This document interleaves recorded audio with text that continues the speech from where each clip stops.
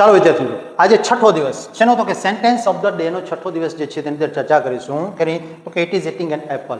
અને ઇટની જગ્યાએ આપણે કોઈ પણ નામ લઈ શકીએ છીએ, પણ કેનું તો કે પ્રાણી અથવા પશુ પક્ષી અથવા તો કોઈ પણ વસ્તુનું નામ. તો એક્ઝામ્પલ લઈએ આપણે. શું કહીએ કે lion is killing a deer. Lion જે છે એટલે કે સિંહ જે છે તે એક હરણને મારી રહ્યો છે. બરાબર. તો આ રીતે. ત્યાર પછી ઇટની જગ્યાએ બીજું લઈએ. ફોર એક્ઝામ્પલ લઈએ કાઉ.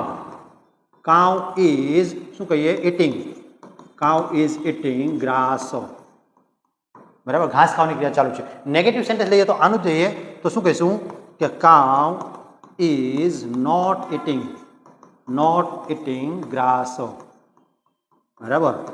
હવે આ વાક્ય જે છે ને આપણે ઇન્ટ્રોગેટિવ એટલે કે પ્રશ્નાત્મક રૂપાંતર કરીએ તો શું કરશું કે is lion killing or dear.